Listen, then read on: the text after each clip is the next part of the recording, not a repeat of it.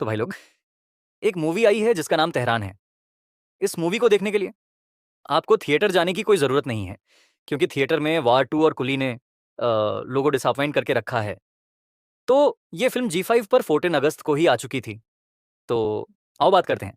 Tehran देखने का अनुभव ऐसा है जैसे आप किसी अनजान शहर की भीड़-भाड़ वाली गलियों से गुज़र रहे हों, जहाँ एक तरफ मस्जिद की अज़ान की आवाज़ गूंज रही है, दूसरी तरफ कैफ़े में लोग धीमी आवाज़ में बातें कर रहे हैं और बीच में आप अकेले हैं, ये सोचते हुए कि अगली गली आपको किस मोड़ पर ले जाएगी, सुरक्षा की तरफ या खतरे की ओर। फिल्म की सबसे बड़ी खूबी यही है कि यह आपको पहले सीन से ही उस अनजानेपन की फीलिंग में धकेल देती है और फिर धीरे धीरे हर किरदार, हर लोकेशन और हर सिचुएशन आपको जकड़ती चली जाती है।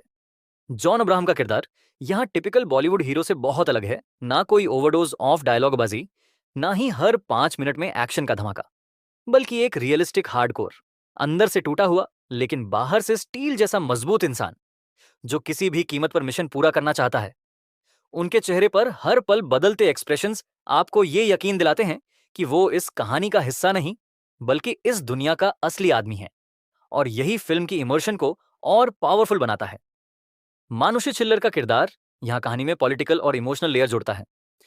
वो स्क्रीन पर आते ही माहौल का टेम्पो बदल देती हैं और उनकी आंखों में जो ठहराव है वो इस बात का सबूत है कि उन्होंने इस रोल को सिर्फ निभाया नहीं, बल्कि जिया है। डायरेक्शन और स्क्रीन प्ले की बात करें तो सबसे इंटरेस्टिंग चीज ये है कि फिल्म आपको पकड़ने के लिए लाउड नहीं होती है।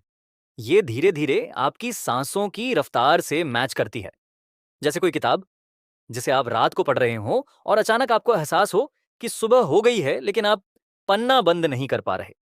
कैमरे का इस्तेमाल यहाँ मास्टर क्लास है। कभी वाइड शॉट्स में तेहरान की गलियां दिखती हैं और कभी इतनी डार्क लाइटिंग कि आपको लगे कि आपके सामने रहस्य की परत खुलने ही वाली है। सबसे मजेदार बात यह है कि फिल्म में दिखाया गया मिडिल ईस्ट सिर्फ बैकड्रॉप नहीं है, वो खुद कहानी का एक कैरेक्टर लगता है। चाहे वो मार्केट की भीड़ हो, कैफे की खामोशी हो, या फिर रात की अंधेरी सड़कों पर चलती गाड़ियां, सब कुछ इतना रियल लगता है कि आपको बार बार लगता है कि आप खुद भी वहीं मौजूद हैं। बैकग्राउंड म्यूजिक और साउंड डिजाइन फिल्म की धड़कन है। ये हमेशा आपके कानों में नहीं बजता, लेकिन जब बजता है तो नर्व्स पर असर डालता है। कई सीन ऐसे हैं जहां पूरा माहौल सिर्फ साउंड से बनता है। दरवाजा धीरे धीरे खुलने की आवाज, फोन की हल्की घंटी, या फिर साइलेंस जो खुद बहुत कुछ कह देता है। फिल्म की सबसे बड़ी खूबी यही है कि यह साइलेंस से भी खेलती है। आजकल की फिल्मों में बहुत शोर होता है, लेकिन यहां खामोशी का इस्तेमाल उतना ही स्ट्रांग है जितना किसी बड़े डायलॉग का। अब अगर कहानी की पेसिंग की बात करें तो हाँ, यह हर किसी के लिए आसान नहीं होगी। ये वो फिल्म नहीं है जहां हर 10 मिनट में धमाका हो। यहां आपको धैर्य रखना पड़ता है, हर किरदार के एक्सप्रेशन को पढ़ना पड़ता है और हर सीन के माइक्रो डिटेल्स को नोटिस करना पड़ता है। लेकिन यही तो इसकी खूबसूरती है। जासूसी दुनिया असल में तेजी से भागती नहीं, बल्कि शतरंज की तरह धीरे धीरे बिछती है। हर चाल का असर अगले कई सीन्स पर पड़ता है और कभी कभी चुप रहना ही सबसे बड़ी चाल साबित होता है।